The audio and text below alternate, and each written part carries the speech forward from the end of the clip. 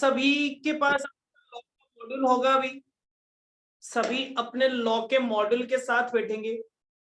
पहले हम मॉड्यूल से पूरा एक्ट पढ़ेंगे, फिर कल तक आपको इसके समराइज नोट्स भी मिल जाएंगे, ठीक है ना। समराइज वैसे आप अपने नोट्स भी प्रिपेयर करेंगे, क्योंकि आपके लिए बहुत सिंपल चीजें, आप इसमें से सिंपली अंडरलाइन करके भी चल सकते हैं।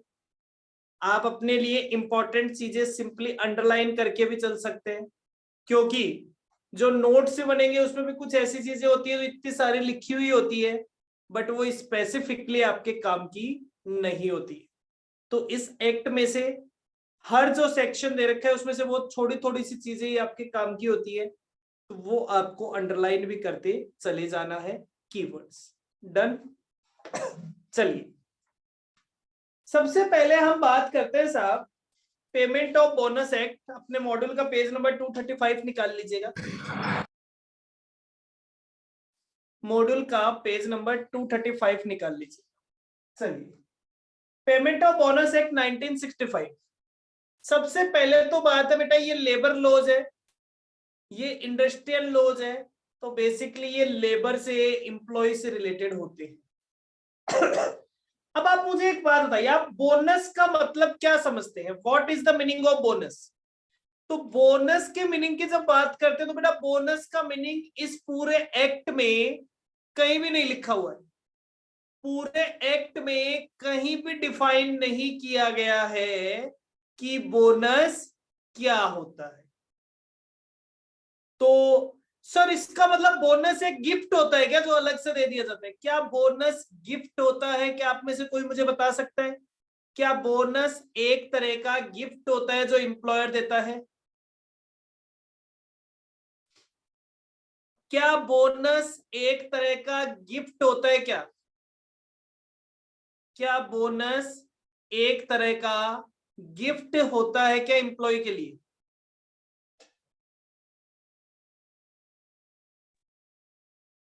नहीं, कोई गिफ्ट नहीं होता। क्या ग्रेटिट्यूड पेमेंट होता है, जैसे अपन दीपावली पे दे देते हैं, चलो ये लो मेरी तरफ से खर्चा करो, ऐश करो, दीपावली मनाओ? नहीं सर। तो फिर बोनस होता क्या है? तो एक तरह से इसको समझाया गया, एक कोर्ट में केस हुआ, उसमें इस बात को यह समझाया गया कि बोनस क्या है। बोनस एक पेमेंट होता है जो कि एम्प्लॉयर एम्प्लॉय को देता है उसकी परफॉर्मेंस के हिसाब से, कि अगर कोई कंपनी प्रॉफिट्स कमाती है और उस प्रॉफिट्स को शेयर किया जाएगा एम्प्लॉइज के साथ, अगर एम्प्लॉय की परफॉर्मेंस बढ़िया है तो। जनरल सेंस में यही अपन कह सकते हैं कि भाई अगर किसी कंपनी ने अच्छा प्रॉफिट कमाया, अगर एम्प्लॉइज ने बहुत अच्छा परफॉर्म किया तो कंपनी बहुत अच्छा प्रॉफिट कमाएगी, तो प्रॉफिट में से कुछ हिस्सा एम्प्लॉइज को बांट दिया जाएगा, दैट इज कॉल्ड बोनस। यही तो होता है bonus.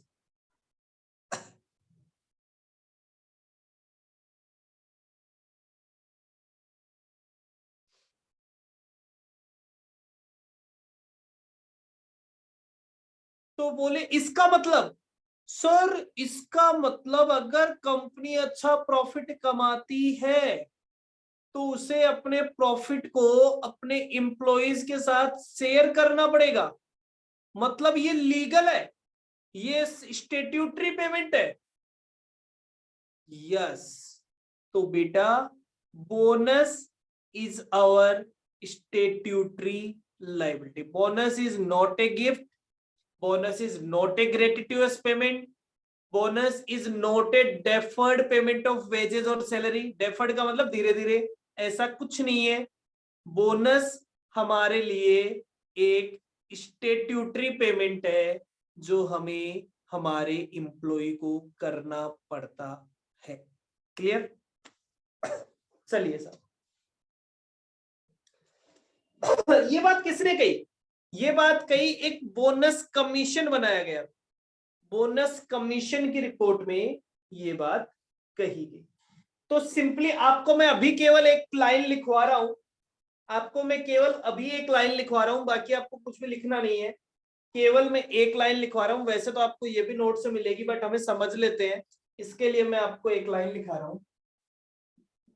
A bonus is an additional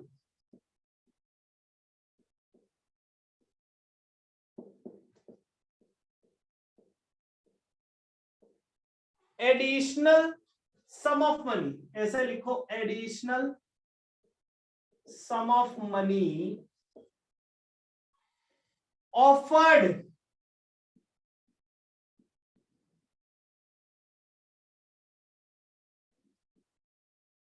to an employee as incentive for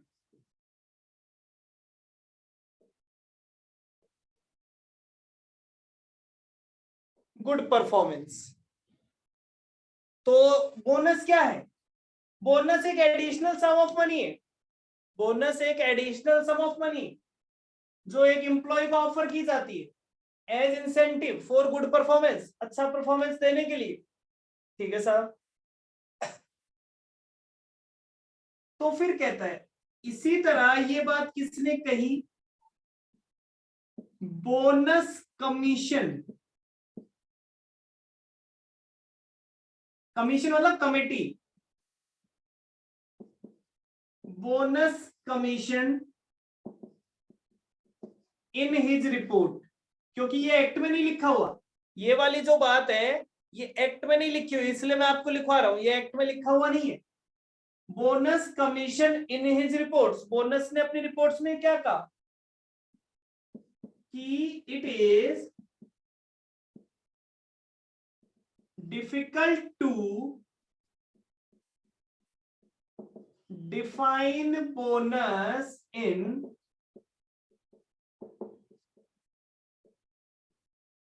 rigid terms. भाई जब कोई चीज एक्ट में नहीं लिखी गई है तो उसको एग्जैक्ट डेफिनेशन लिखना बहुत टिपिकल टास्क है, बहुत डिफिकल्ट टास्क है। But it is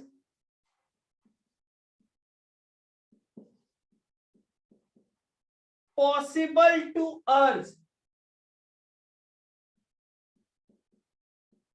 that once the profit exceeds, once the profit exceeds a certain base amount, मतलब अगर एक बार आपके प्रॉफिट एक सर्टेन बेसिक अमाउंट से ज्यादा हो जाए, देन लेबर शुड लेजिटिमेटली मतलब लीगल तरीके से, लेजिटिमेटली मतलब लीगल तरीके से, have a share in them। ठीक है साहब। hence bonus is a statutory obligation। ये लो साहब। तो बोनस क्या है? बोनस एक स्टैट्यूटरी ओब्लिगेशन है। क्लियर? समझ गए भाई बोनस का मतलब क्या होता है?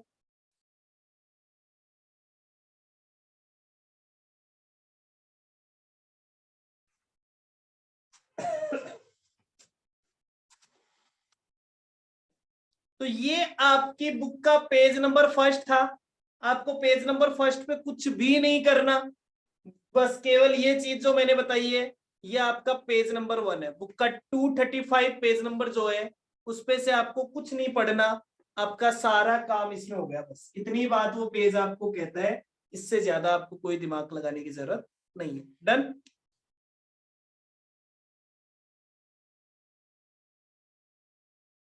हाँ भाई, बोनस के डेफिनेशन सभी को क्लियर है? बोनस की डेफिनेशन,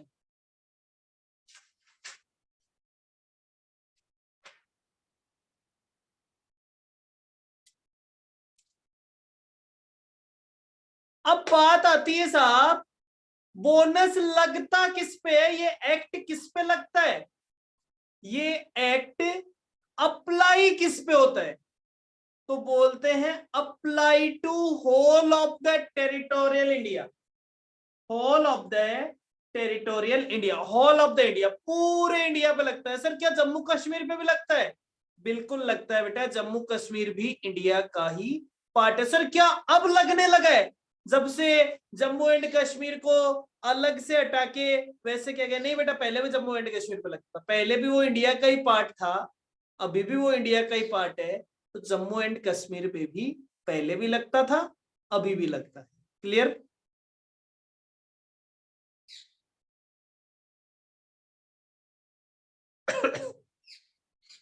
हाँ जी। तो एप्लीकेबिलिटी देखो, एप्लीकेबिलिटी,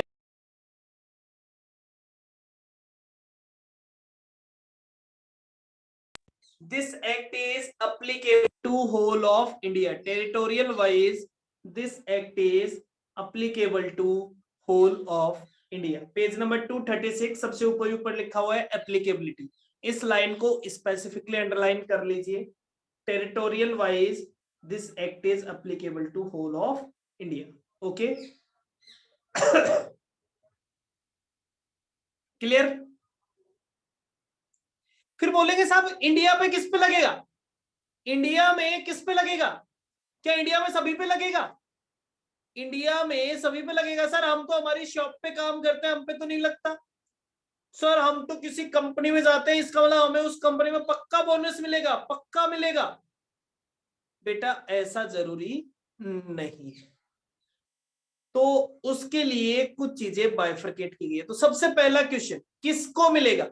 मैं कहता हूं, क्या आप एक फैक्ट्री हैं, क्या आप एक फैक्ट्री हैं, मतलब वो एम्प्लॉयर क्या एक फैक्ट्री है? अगर एम्प्लॉयर फैक्ट्री है तो उस पे बोनस लगेगा। क्लियर? फैक्ट्री पे बोनस लगेगा। और एनी फैक्ट्री के अलावा एनी अदर एस्टेब्लिशमेंट, और फैक्ट्री के अलावा एनी अदर एस्टेब्लिशमेंट, मतलब factory and any other establishment, factory and any other establishment in which 20 और मोर, 20 और मोर मतलब उसमें 20 से ज्यादा इंप्लॉई काम करने चाहिए, उसमें 20 से ज्यादा इंप्लॉई काम करने चाहिए on any day of the accounting year, पूरे साल में। आपका जो अकाउंटिंग ईयर है उस पूरे साल में किसी भी दिन अगर 20 या 20 से ज्यादा लोग, 20 और मोर पर्सन्स काम करते थे तो आप पे बोनस एक्ट अप्लीकेबल हो जाएगा। क्लियर है? अप्लीकेबिलिटी बहुत इंपॉर्टेंट है, ध्यान से सुन लीजिए। समझ गए? तो आप बोलो कोई भी फैक्ट्री है या कोई और इस्टेब्लिशमेंट है जिसमें 20 से ज्यादा लोग काम करते हो या 20 लोग काम करते हो any day in the accounting year, तो फिर उस पे बोनस एक्ट अप्लाई हो जाएगा। पक्का? क्लियर है? याद रह जाएगी ये लाइन?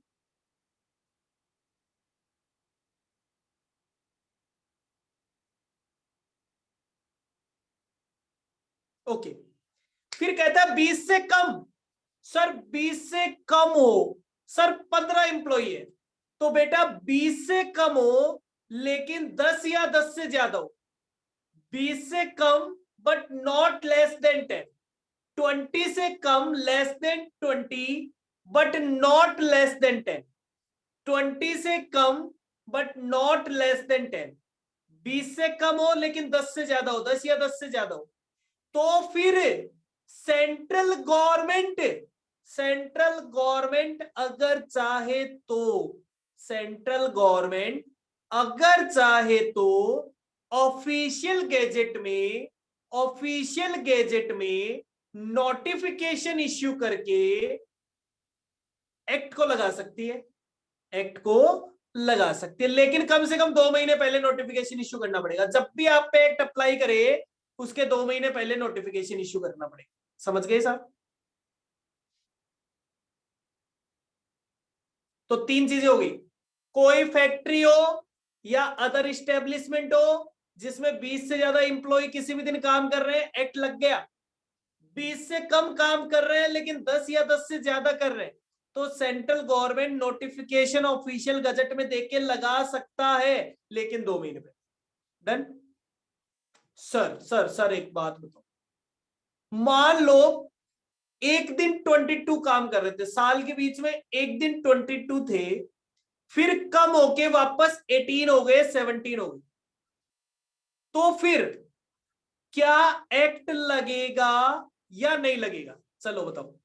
वापस कम हो गए, एक दिन 20 से ज्यादा हुए, फिर वापस कम हो गए, क्या एक्ट लगेगा या नहीं लगेगा?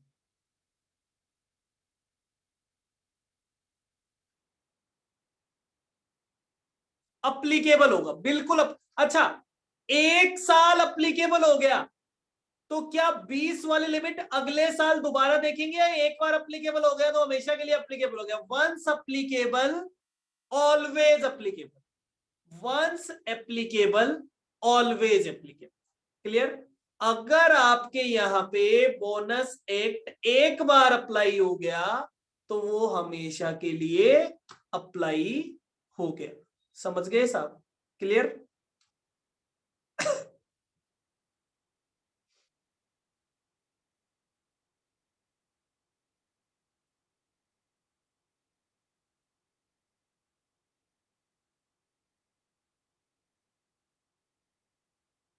तो ये था आपका पेज नंबर 236 पे जो एप्लीकेबिलिटी लिखी हुई। अब सर एक चीज बताओ, ये इस्टेब्लिशमेंट का मतलब क्या? क्या इस्टेब्लिशमेंट सारे इस्टेब्लिशमेंट? मैंने कहा बेटा इस्टेब्लिशमेंट का मतलब होता है, जैसे हमने कह दिया कंपनी, वैसे एक आदमी ने अपना कारखाना लगा रखा है, किसी ने अपनी दुकान खोल रखी है, किसी ने ढाबा खोल रखा है, किसी ने पता नहीं क्या खोल रखा है। तो हमने कहा अब कैसे डिफाइन करोगे, तो उसको एक वर्ड दे दिया इस्टेब्लिशमेंट। अब इस्टेब्लिशमेंट दो तरीके के होते हैं,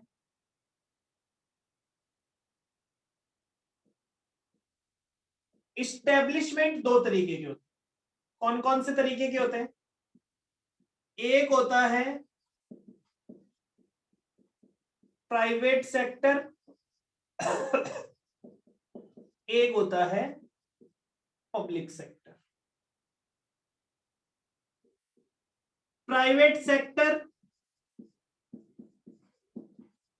विच इज नॉट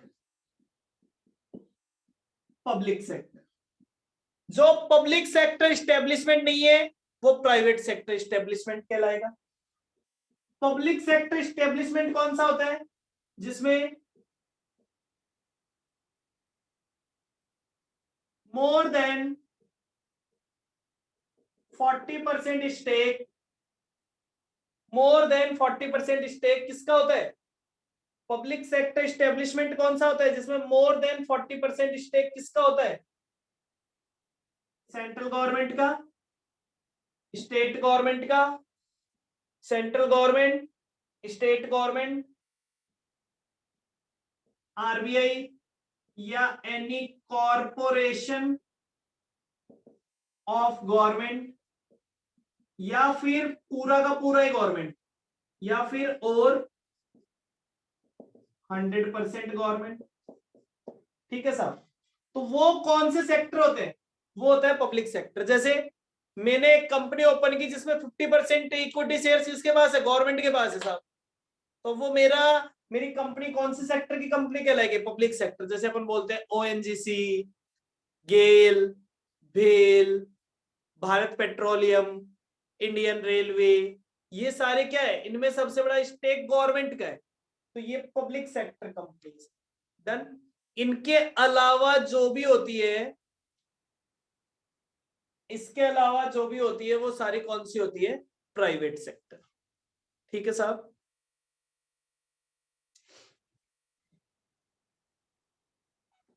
तो ये कहता है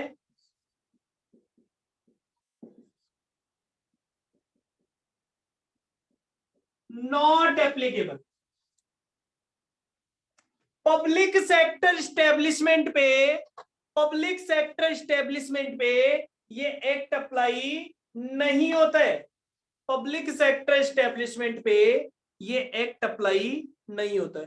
अरे सर हमने तो सोचा था गवर्नमेंट में तो ज्यादा होता होगा, गवर्नमेंट में तो ज्यादा होता होगा। आप तो कह रहे होता ही नहीं है। नहीं होता बेटा। क्यों नहीं होता? इसके रीजन है, इसके रीजन ये है कि गवर्नमेंट ने अपने एम्प्लॉय के वेलफेयर के लिए अलग से बहुत सारी स्कीम्स चला रखी होती है। इसलिए वो कहते हैं आपको प्रॉफिट में से बोनस की तरह से शेयर देना जरूरी नहीं है। हमने आपकी हर चीज के लिए अलग से फंड्स बना रखे हैं, अलग से स्कीम्स बना रखी। डन। तो गवर्नमेंट जो पब्लिक सेक्टर होता है उसमें एम्प्लॉय की हर नीड के लिए अलग से फंड्स, अलग से स्कीम्स बनी हुई होती है, तो वहां पे ये एप्लीकेबल नहीं होता। कई सर्टेन कंडीशन में हो भी सकता है, कई सर्टेन कंडीशंस फॉलो करने के बाद अगर गवर्नमेंट नोटिफाई करती है तो हो सकता है, but generally it is not applicable on public sector establishment. It is only applicable on private sector establishment. Okay.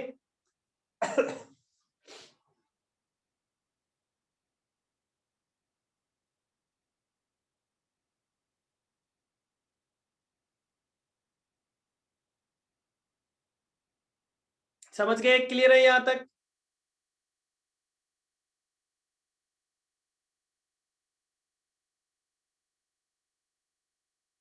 Establishment का मतलब समझ गए? इस्टेब्लिशमेंट दो तरह के होते हैं। इस्टेब्लिशमेंट आपके लिए एक नया वर्ड आया था, इस्टेब्लिशमेंट को अपन ने डिफाइन कर लिया। पब्लिक सेक्टर इस्टेब्लिशमेंट में नहीं लगता है, प्राइवेट सेक्टर इस्टेब्लिशमेंट पे लगता है। ठीक है साहब। अब आता है एप्रोप्रिएट गवर्नमेंट। एप्रोप्रिएट गवर्नमेंट, कल को कोई लड़ाई हो गई, कल को कोई लड़ाई हो गई, कोई डिस्प्यूट हो गया या कोई भी केस हो गया, तो भाई किसके पास जाएंगे? किसके पास जाएंगे? किसका डिसीजन? गवर्नमेंट किसका डिसीजन फाइनल माना जाएगा? किसके अंडर आएगा वो केस? क्या वो केस स्टेट गवर्नमेंट के अंडर आएगा या वो केस सेंट्रल गवर्नमेंट के अंडर आएगा? ठीक है साहब।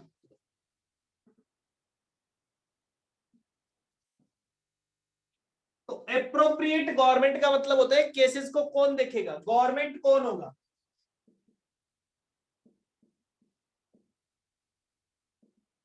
तो एप्रोप्रिएट गवर्नमेंट का मतलब है साहब अगर कोई टॉपिक इन रिलेशन टू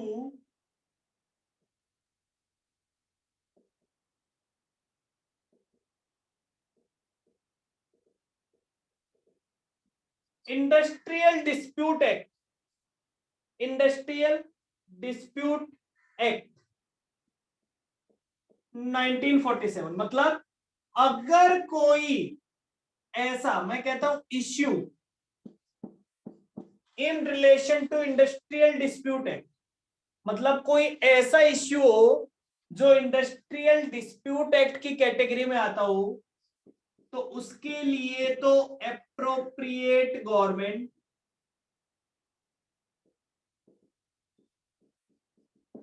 कौन होगा? Central government. On other establishment,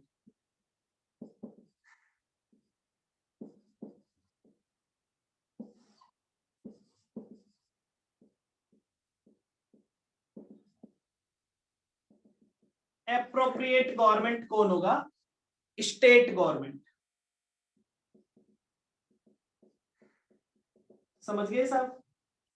तो हमने कहा कि अगर कोई स्टैब्लिशमेंट जिससे related issue industrial dispute act में जाता है तो वहां पे तो एप्रोप्रिएट गवर्नमेंट होगा सेंट्रल गवर्नमेंट, और इंडस्ट्रियल डिस्प्यूट एक्ट से रिलेटेड नहीं है, तो उसके लिए एप्रोप्रिएट गवर्नमेंट होगा स्टेट गवर्नमेंट, मतलब जिस स्टेट में वो इस्टेब्लिशमेंट सिचुएटेड है वो स्टेट गवर्नमेंट।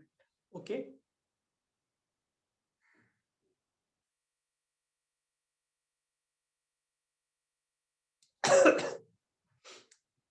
क्लियर?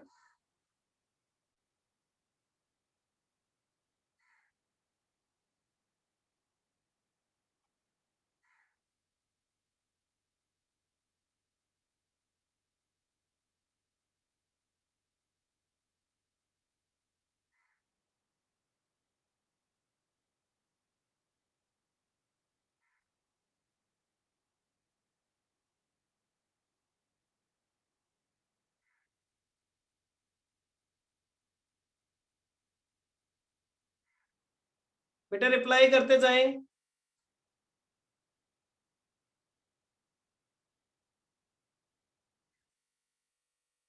चलिए आगे चलते हैं।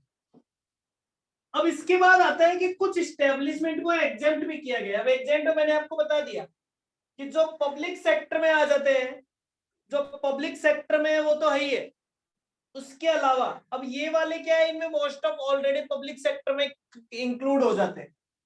तो एक लिस्ट दी हुई है, लिस्ट दी हुई है, वो आप वैसे तो बुक से पढ़ेंगे, वो लिस्ट आप बुक से पढ़ेंगे कि किस किस पे ये एक्ट एप्लीकेबल नहीं होता है। देखिए कौन कौन से एक्ट है। बोले सबसे पहले LIC। अब LIC किसका है भाई? LIC तो गवर्नमेंट का है। LIC में सबसे बड़ा स्टेक किसका है? गवर्नमेंट का है। LIC के बाद मर्चेंट शिपिंग एक्ट 1958 में। सीमेन, सीमेन मतलब सीमेन वो लोग हैं जो ये अपना शिपिंग से रिलेटेड काम करते हैं, उनको उनका जो बिजनेस है, उनको एक एक्ट बनाया गया था मर्चेंट शिपिंग एक्ट। तो उसमें जो रजिस्टर्ड एस्टेब्लिशमेंट है उनके लिए ये एप्लीकेबल नहीं होगा।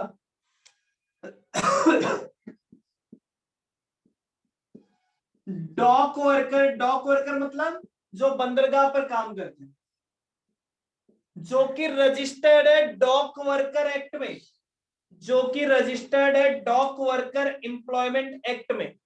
अब डॉक वर्कर्स पे काम करने वालों की सारी चीजों के ध्यान रखने के लिए अलग से एक एक्ट बना रखा है। तो भैया फिर आप अलग से क्या बोनस ले रहे हो?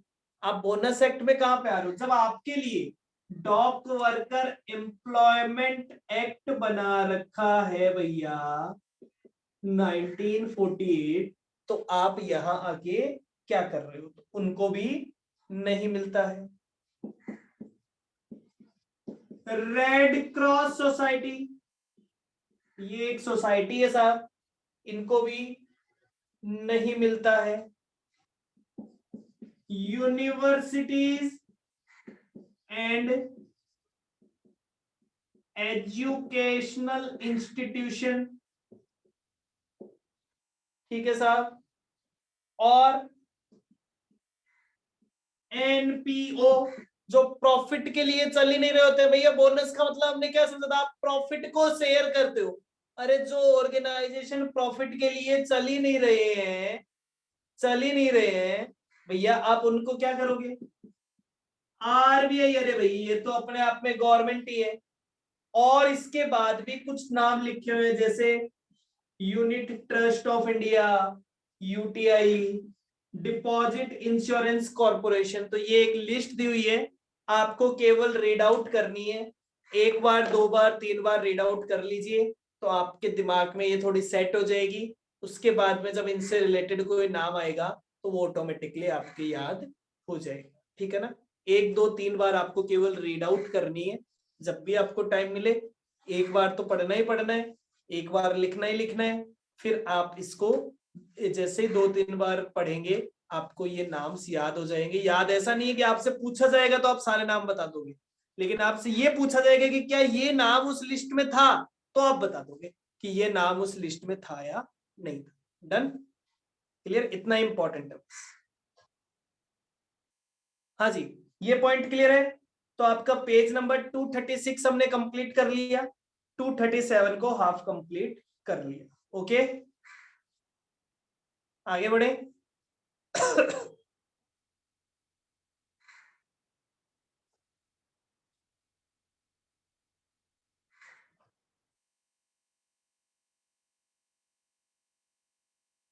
यस, फिर एक वर्ड लिखा हुआ बेटा अवार्ड, फिर एक वर्ड लिखा हुआ है अवार्ड।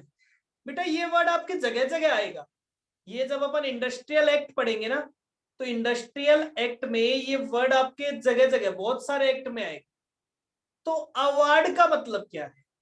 अवार्ड का मतलब है कि अगर आपका कोई भी डिस्प्यूट हो जाता है और आपका केस कोर्ट में चला जाता है या ट्रिब्यूनल के पास चला जाता है, तो फिर उस केस में उस ट्रिब्यूनल का जो डिसीजन आता है या फिर आपका कोई अरेंजमेंट हो जाता है, मतलब आउट ऑफ कोर्ट आपका सेटलमेंट हो जाता है, तो जो प्रॉपर जजमेंट डिसाइड किया गया है ना, चाहे वो जजमेंट कोर्ट में डिसाइड हुआ है, चाहे वो आर्बिट्रल ट्रिब्यूनल, आर्बिट्रल ट्रिब्यूनल मतलब कोर्ट में नहीं जाके ट्रिब्यूनल के सामने बैठ के डिसाइड हो गया, तो फिर जो डिसीजन आया वो डिसीजन कहलाता है अवार्ड। तो अगर आपका कोई भी डिस्प्यूट है तो उस डिस्प्यूट का जो जजमेंट होता है उस जजमेंट को कहते हैं अवार्ड। क्लियर कि भाई क्या जजमेंट अवार्ड हो, क्या अवार्ड मिला, क्या जजमेंट आया, तो उसको कहते हैं साहब। कई बार नहीं कहते क्या अवार्ड ले लिया तूने, तो अवार्ड लेने का मतलब है कि साहब आपको रिजल्ट में क्या मिला है, कितने मार्क्स अवार्ड मिले हैं, कितने मार्क्स मिले हैं, दैट इज अवार्ड। तो जजमेंट क्या आया है वो कहलाता है अवार्ड। ओके, ये एक सिंपल सा टर्म था जिसका मतलब इतना ही है। ओके, आगे बढ़े। फिर आता है बैंकिंग कंपनी। सर ये बैंकिंग कंपनी को अलग से क्यों बता रखा है? बेटा बैंकिंग कंपनी को यहां पे अलग से इसलिए बता रखा है कि जब हम बोनस की कैलकुलेशन करेंगे, जब हम बोनस की कैलकुलेशन करेंगे तो बैंकिंग कंपनी के लिए जो रेट दी हुई है वो थोड़ी सी अलग दी हुई है। बैंकिंग कंपनी के लिए जो रेट दी हुई है वो अलग से दी हुई है। तो इसलिए आपको ये डिसाइड करना पड़ेगा कि बैंकिंग कंपनी एक्चुअल में होती कौन सी है। भाई अगर बैंकिंग कंपनी के लिए रेट अलग है तो फिर हमें ये तो बताओ कि बैंकिंग कंपनी होती कौन सी है। क्लियर। तो इन्होंने देखो लिख रखा है, मैं बुक में से पढ़ रहा हूं, आप मेरे साथ साथ पढ़ेंगे। Section 2(8) define, section is not important, बिल्कुल याद नहीं करनी है, नहीं करनी है, नहीं करनी है। Section 2(8) defines the term banking company as a banking company as defined in section 5 of the Banking Act 1949। मतलब वो कंपनीज जिसे बैंकिंग एक्ट में, बैंकिंग कंपनीज एक्ट में रजिस्टर्ड हो रखी हो, मैं तो सिंपल सा कहता हूं भैया वो कंपनी जो बैंकिंग एक्ट में रजिस्टर्ड हो रखी है वो बैंकिंग बैंक है। इंक्लूड, इंक्लूड अब उसमें क्या क्या इंक्लूड किया जाता है? SBI, State Bank of India, भैया वो बैंक है बैंकिंग कंपनी वाला, State Bank of India. And any subsidiary bank as defined in the State Bank of India subsidiaries act. और जो स्टेट बैंक ऑफ इंडिया के सब्सिडरीज है वो भी है साहब। फिर कहता है any corresponding new bank, any corresponding new bank specified in the first schedule of the banking companies act. ये लो साहब, banking companies act. Any corresponding bank constituted under section 3 of the banking companies act. Any cooperative bank defined in the RBI. ये बहुत important question है बेटा, cooperative bank. क्या cooperative है, कई बार question दे देता है, क्या कोऑपरेटिव, क्या कोऑपरेटिव बैंक एक बैंकिंग कंपनी माना जाएगा? क्या कोऑपरेटिव बैंक एक बैंकिंग कंपनी माना जाएगा? Yes, cooperative bank banking company.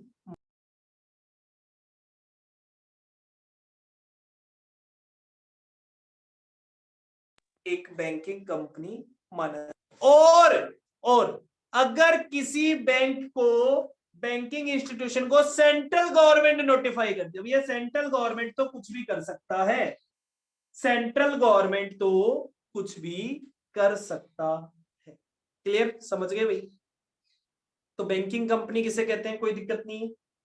Page number 237 done, 235, 236, 237 हमने 3 पेज डन किए अभी तक।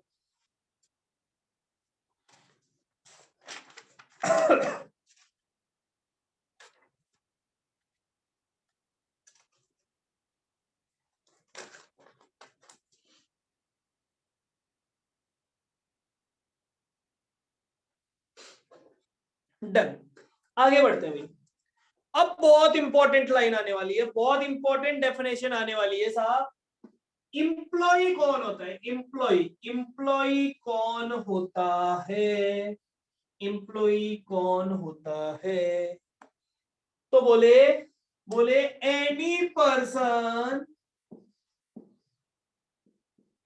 Person whose salary and wages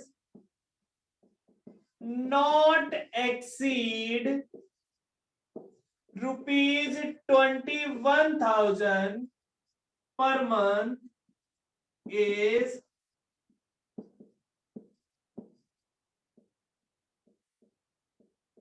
considered employee. As per this act, for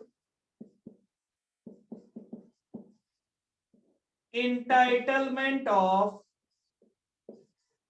bonus, ये लो सर।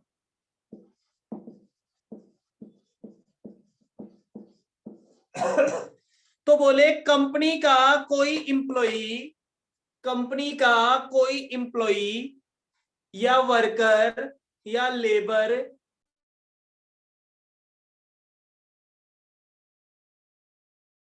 का कोई वर्कर, कोई इंप्लॉई, कोई लेबर जिसको 21,000 से ज्यादा पेमेंट, नॉट एक्सीडिंग 21,000, और 21,000 तक पैसा मिलता है पर मंथ, तो उसे इंप्लॉई माना जाएगा। क्लियर? ओके सर, किसी को 22,000 मिलते हैं तो क्या वो इंप्लॉय नहीं माना जाएगा? भैया बोनस के लिए वो इंप्लॉय नहीं माना जाएगा, उसे बोनस नहीं मिलेगा, उसे बोनस नहीं मिलेगा। क्लियर? पक्का? अब मुझे एक चीज बताओ, क्या हम जो वो 20% वाली, 20 इंप्लॉय वाली कैलकुलेशन करते थे, जो 20 इंप्लॉय वाली कैलकुलेशन करते हैं कि बोनस एक्ट अप्लीकेबल होगा या नहीं होगा? तो एक कंपनी है जिसमें 10 वर्कर हैं जिनको 15,000 मिलते हैं, 15 वर्कर है उनको 25,000 पर मंथ मिलते हैं ईच, ये भी ईच, टोटल हो गए 25 वर्कर। एक बात बताइए साहब, क्या इस ऑर्गेनाइजेशन पे बोनस एक्ट अप्लाई होगा या नहीं होगा?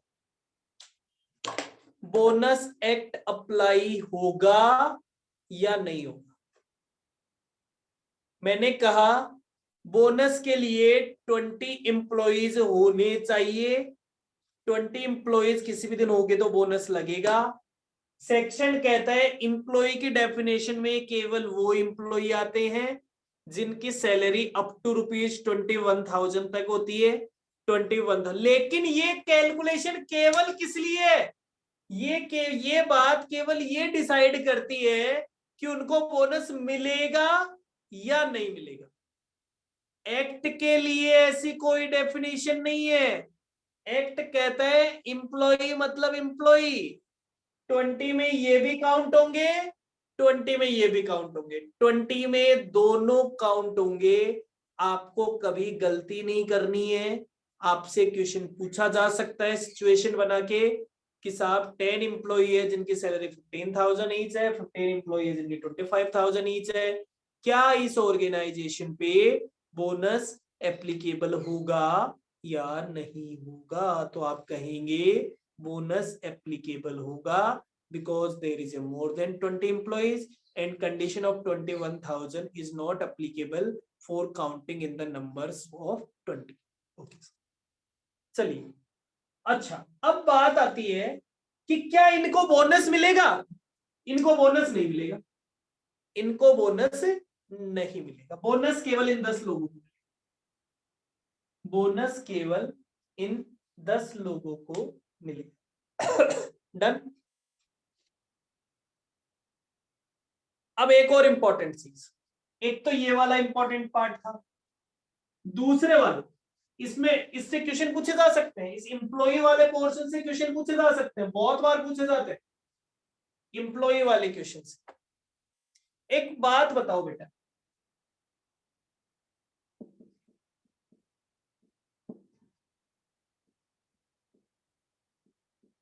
मैंने एक पार्ट टाइम एम्प्लॉय रखा, मैंने एक पार्ट टाइम एम्प्लॉय रखा, तो क्या उसे एम्प्लॉय माना जाएगा या नहीं माना जाएगा? क्या वो 20 की डेफिनेशन में इंक्लूड होगा या नहीं होगा?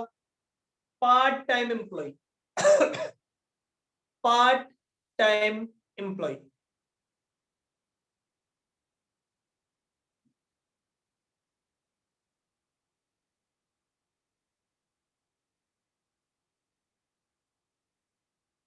होना चाहिए या नहीं होना चाहिए? यस, इंक्लूड होगा, पार्ट टाइम एम्प्लॉय इंक्लूड होगा।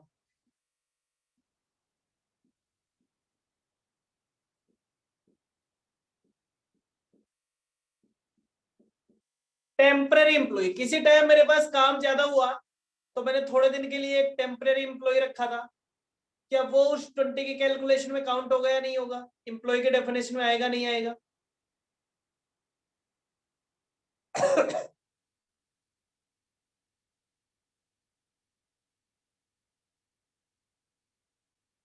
इंक्लूड होगा।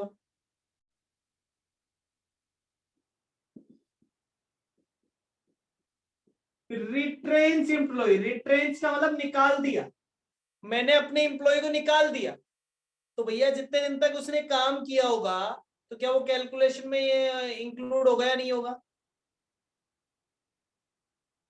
या आएंगे ऐसा क्वेश्चन पूछा जा सकता है, रिट्रेंच एम्प्लॉय बोनस मिलेगा या नहीं मिलेगा? मिलेगा, वही एम्प्लॉय है, जितने दिन काम किया है उतने दिन का मिलेगा, इंक्लूड होगा, इंक्लूड होगा। फिर एक आता है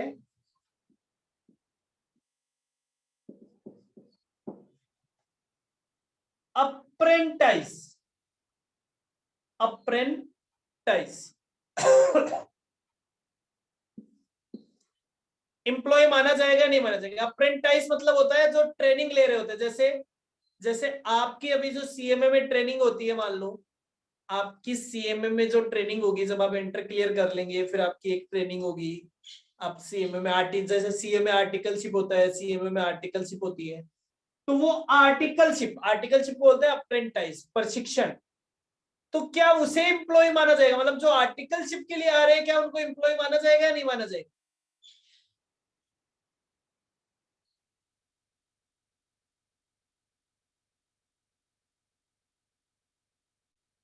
इन्हें नहीं माना जाएगा बेटा, इन्हें याद है आपको, इन्हें क्या मिलता है? इन्हें स्टाइफंड मिलता है, इन्हें स्टाइफंड मिलता है, इन्हें सैलरी नहीं मिलती, इन्हें वेजेस नहीं मिलता, इन्हें स्टाइफंड मिलता है। तो ये नहीं होगा, ये अप्रेंटाइज बहुत बार पूछा जाता है, क्या अप्रेंटाइज को 20 की कैलकुलेशन का पार्ट माना जाएगा? नहीं माना जाएगा। क्लियर?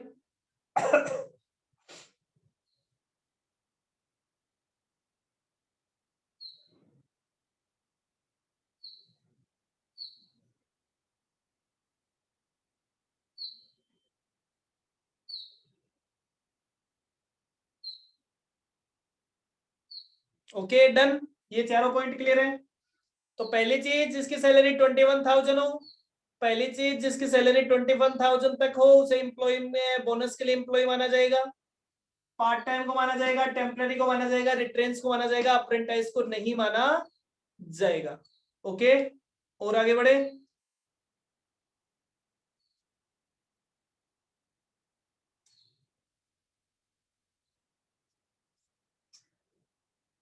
चलिए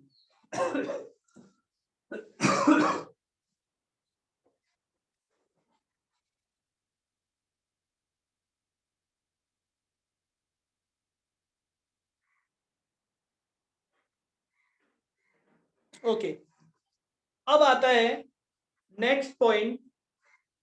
भैया एम्प्लॉयर कौन होता है? ये कोई काम का क्वेश्चन नहीं। अरे भाई, जिसका बिजनेस है वो एम्प्लॉयर है, जिसका बिजनेस है वो एम्प्लॉयर है। भैया तो ओनर है, ओनर अगर नहीं है तो उसका लीगल रिप्रेजेंटेटिव है, ठीक है। और कोई फैक्ट्री है तो उसका जो मैनेजर है वो क्या मान लिया जाएगा? उसको एम्प्लॉयर मान लिया जाता है। बस कोई दिमाग लगाने वाला काम नहीं है, सीधा सीधा काम है। एम्प्लॉयर की डेफिनेशन पे अपन ज्यादा टाइम नहीं लगा। अब बात आती है साहब सैलरी एंड वेजेस। सर आप बोनस जब निकालोगे तो बोनस किस पे कैलकुलेट करेंगे? बोनस के जो अमाउंट्स कैलकुलेट हम करते हैं वो हम सैलरी और वेजेस पे कैलकुलेट करते हैं। बोनस का जो अमाउंट हम कैलकुलेट करते हैं वो हम सैलरी एंड वेजेस पे कैलकुलेट करते हैं। तो क्या क्या इंक्लूड करोगे? तो बेटा सिंपल सा देखो, इसमें बहुत सारे महाभारत लिख रखी है, आपको कोई दिमाग नहीं लगानी। आपको क्या क्या बोलना है? आपको बोलना है सैलरी, मतलब आप ये कहोगे basic salary plus DA plus food allowance. ये लो सर, तीन चीजें इंक्लूड करोगे, इनके अलावा कुछ नहीं करोगे। तीन चीजें इंक्लूड करोगे, उसके अलावा कुछ नहीं इंक्लूड करोगे। बेसिक सैलरी, डीए और अलाउंस, इसको मैं कहता हूं सैलरी एंड वेजेस।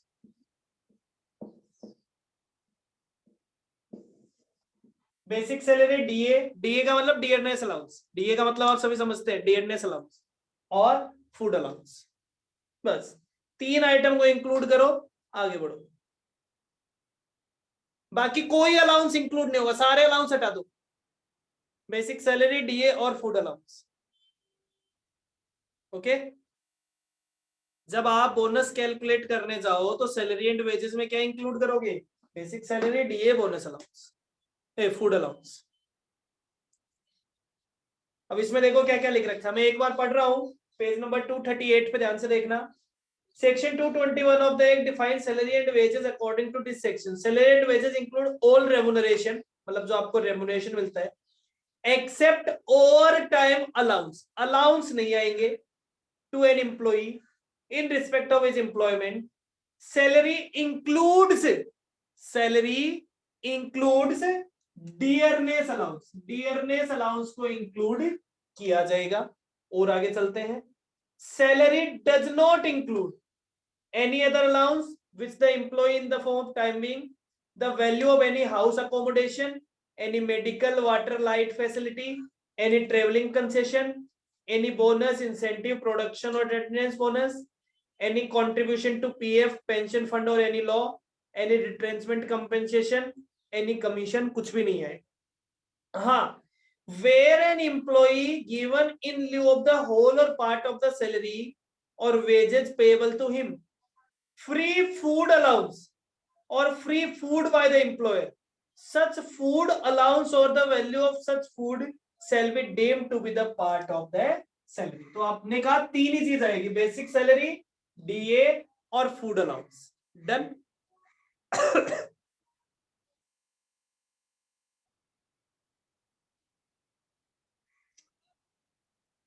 जब आप बोनस कैलकुलेट करने के लिए सैलरी का अमाउंट निकालोगे तो उसमें तीन चीजें। डन।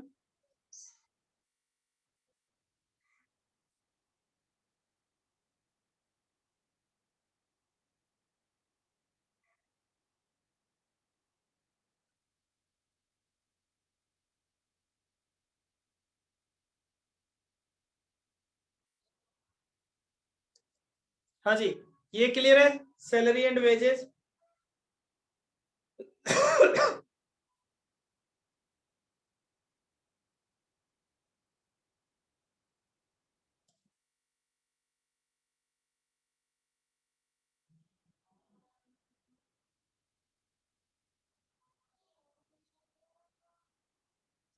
जल्दी जल्दी, yes no, fast.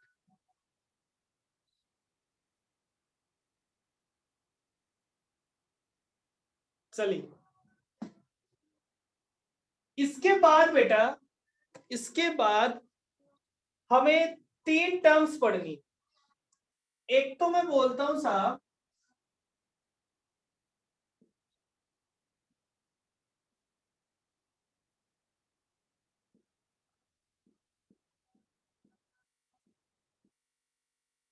Available surplus.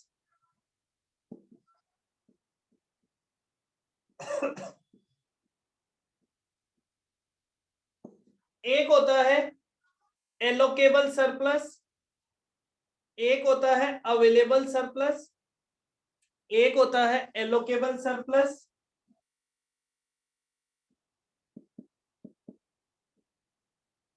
Minimum bonus इसके साथ में ही अपन लिख सकते हैं, इसको नीचे लिख सकते हैं मैक्सिमम बोनस। अब sir, what is the difference between available surplus and allocable surplus? तो ये कहता है कि अवेलेबल सरप्लस और एलोकेबल सरप्लस में क्या फर्क होता है। अवेलेबल सरप्लस का मतलब तो ये होता है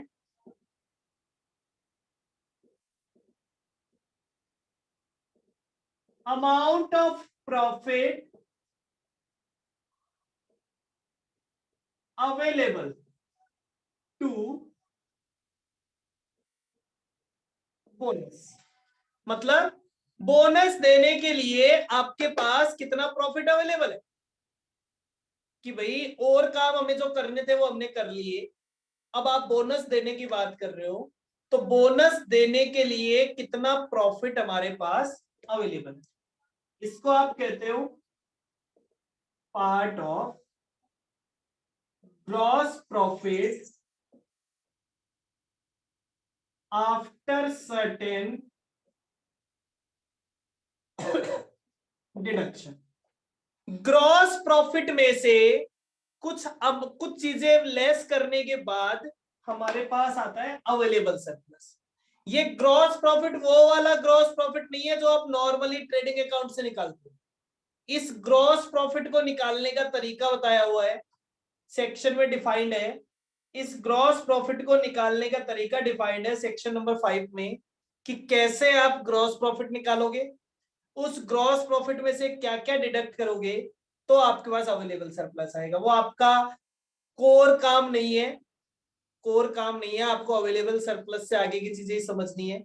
बस इतना पता होना चाहिए कि अवेलेबल सरप्लस कैसे आता है। तो बोले पहले ग्रॉस प्रॉफिट निकाला जाता है सेक्शन 5, उसमें से सर्टेन डिडक्शंस दिए जाते हैं, देर आफ्टर आपके पास आता है अवेलेबल सरप्लस। डन।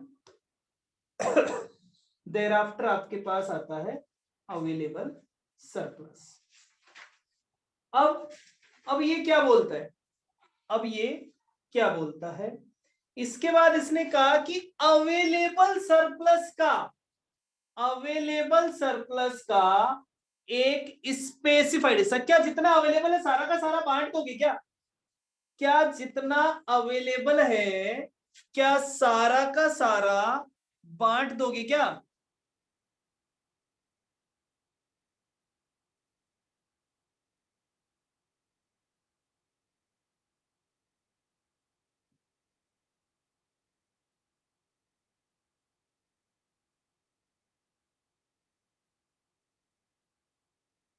क्या जितना आपके पास अवेलेबल है वही सारा का सारा बांट दोगे क्या?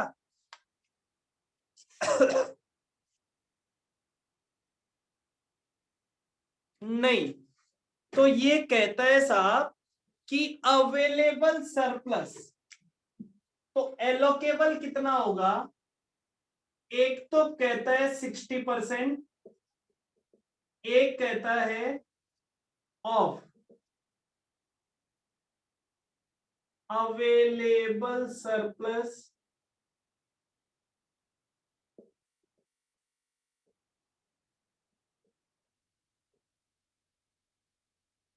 60% of available surplus, 67% of available surplus. 60% का रूल तो किसके लिए है? बैंकिंग कंपनी के लिए। और 67% का रूल है अदर देन बैंकिंग।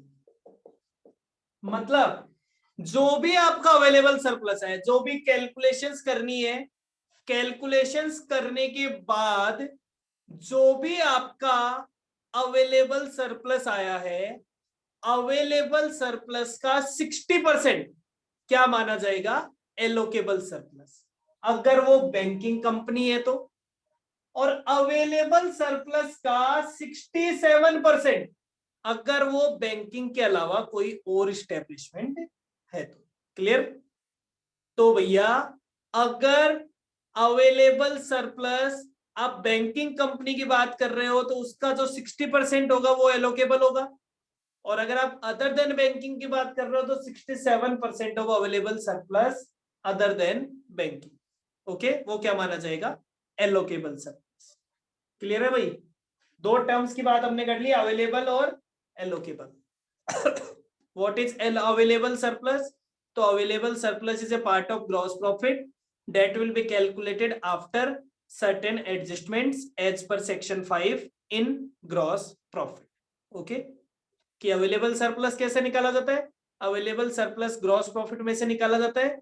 सेक्शन 5 के अकॉर्डिंग ग्रॉस प्रॉफिट में कुछ एडजस्टमेंट किए जाते हैं जिससे हमारे पास अवेलेबल सरप्लस आता है। अवेलेबल सरप्लस का 60% एलोकेबल सरप्लस होता है अगर बैंकिंग कंपनी है तो। अवेलेबल सरप्लस का 67% एलोकेबल सरप्लस होता है अगर अदर देन बैंकिंग कंपनी है तो। Okay,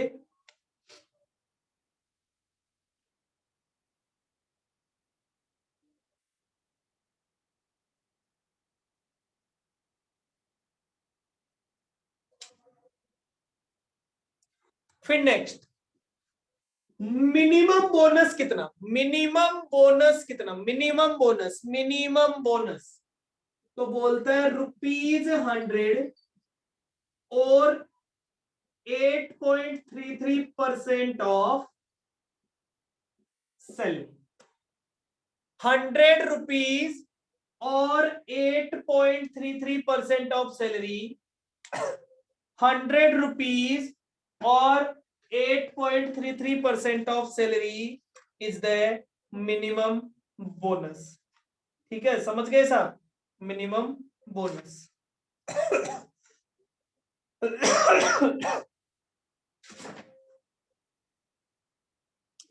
sir maximum bonus?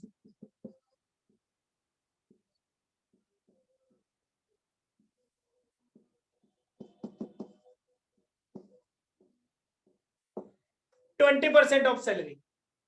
तो मिनिमम होगा 8.33, मैक्सिमम होगा 20। मिनिमम बोनस होगा 8.33, मैक्सिमम बोनस होगा 20। मिनिमम 8.33, मैक्सिमम होगा 20। क्लियर?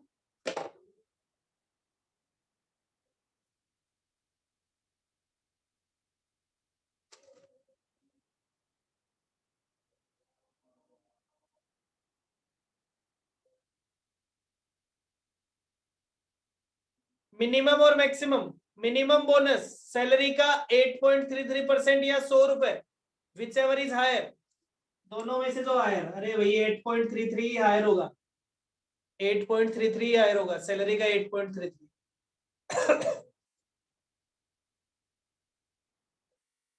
ठीक है, मैक्सिमम 20%।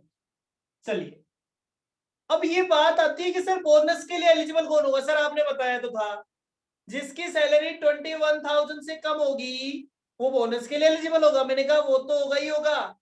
अब एक बात बताओ, एक आदमी आया और 2 दिन काम करके चला गया। एक आदमी आया और केवल 2 दिन काम करके चला गया, ठीक है। आपने उसे 20 की कैलकुलेशन में तो जोड़ लिया, आपने उसे 20 की कैलकुलेशन, वो एम्प्लॉय था आपका, नो डाउट आपने उसे ऐड कर लिया, लेकिन क्या उसे बोनस भी दोगे क्या 2 दिन काम करके जाने के लिए? वो आया, 2 दिन काम करके निकल लिया, क्या आप उसे बोनस दोगे?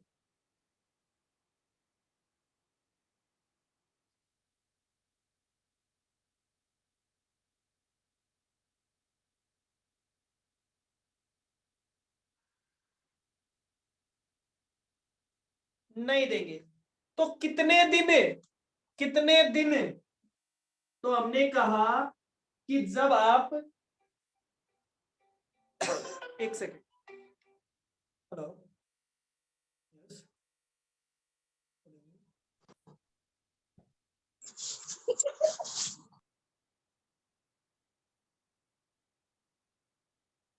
आई have call you back in 10 minutes. Yes. So so ध्यान से देखिए, मैंने कहा साहब कि एलिजिबिलिटी, तो ₹21,000 and not less than 30 days working. कम से कम 30 दिन काम करना चाहिए, कम से कम 30 दिन काम किया होना चाहिए, तब बोनस मिलेगा। 21,000 वाली कंडीशन तो लगेगी, उसके अलावा कम से कम 30 days काम किया होना चाहिए, तो आपको बोनस मिलेगा। ओके।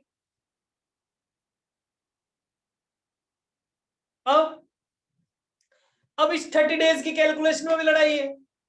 30 वर्किंग डेज किसे मानेंगे साहब? 30 वर्किंग डेज, 30 डेज वर्किंग आप किसे मानोगे? एक बात बताओ, कई अपन काम कर रहे होते हैं, बीच में जो एक संडे आता है, हमारे हम रेगुलरली जो काम कर रहे होते हैं, हमारे जो संडे आता है, जो पेड हॉलीडे होता है, क्या उसको वर्किंग डे माना जाएगा या नहीं माना जाएगा?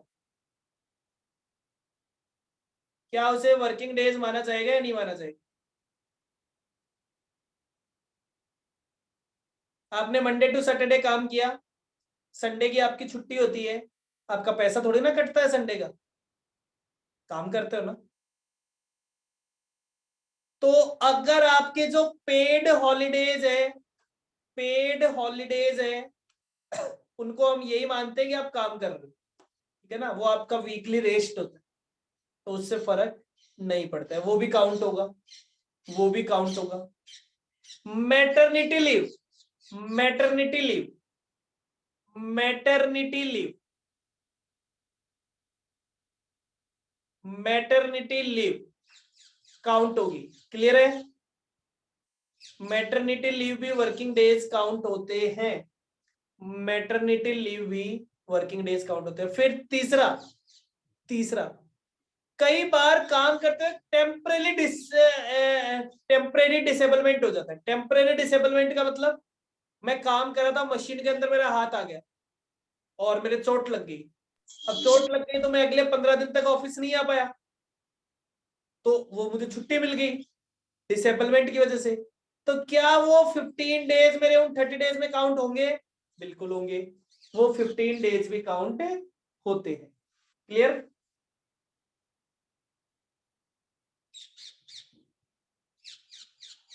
कोई ले ऑफ, कोई लेड ऑफ, और कोई पहले से स्टैंडिंग ऑर्डर के अकॉर्डिंग आपकी छुट्टियां पहले से डिसाइडेड है, जो छुट्टियां पहले से डिसाइडेड है, ठीक है, इंडस्ट्रियल एक्ट में। ये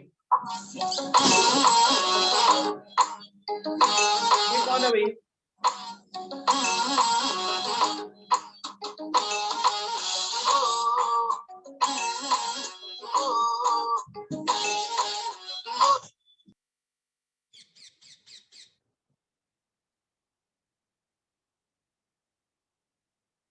हाँ जी, ये क्लियर है?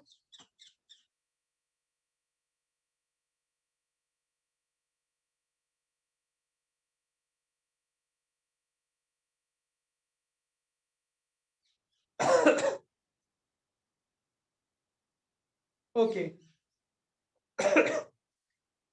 तो यहां तक का काम हमने कंप्लीट कर लिया। क्या क्या समझ लिया? देखिए लास्ट में हमने कहा अवेलेबल सरप्लस। देखो नटशेल में मैं एक समराइज कर रहा हूं, मैं यहां तक का काम एक बार समराइज कर रहा हूं। हमने क्या कहा कि बोनस किस पे लगता है? बोनस उस ऑर्गेनाइजेशन में लगता है जिसमें 20 या 20 से ज्यादा लोग काम करते हो, फैक्ट्री हो, कोई और इस्टेब्लिशमेंट हो। 10 से ज्यादा वालों पे भी लग सकता है अगर सेंट्रल गवर्नमेंट ऑफिशियल गजट में नोटिफाई करे 2 महीने पहले, तब लग सकता है। ठीक है, या फिर हम ये कहें कि साहब इन चीजों पे क्या लग रहा है, बोनस एक्ट एप्लीकेबल हुआ है।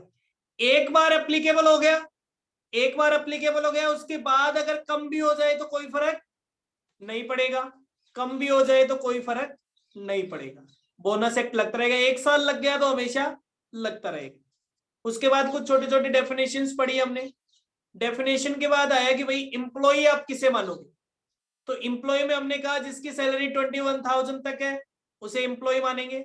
21,000 से ज्यादा वालों को भी इंक्लूड करेंगे 20 नंबर की कैलकुलेशन में, लेकिन लेकिन बोनस नहीं मिलेगा।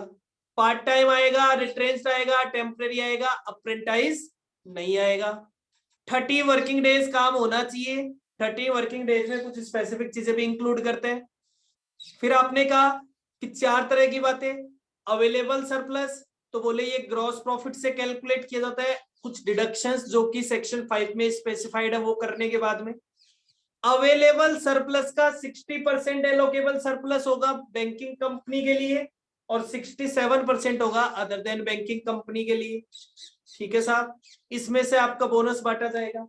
मिनिमम बोनस 100 रुपीज और 8.33% of salary, maximum bonus 20% of the salary. यहां तक की बात हमने कंप्लीट कर दी। क्लियर है? क्या यहां तक का आप सारा रिवाइज कर लेंगे? तो कल हम इसको कंप्लीट करेंगे बेटा, ठीक है ना? कल हम इसको कंक्लूड करेंगे, आज थोड़ा सा ज्यादा हो जाएगा। डन? तो आज के लिए इतना ही, कल हम इसको कंक्लूड कर देंगे।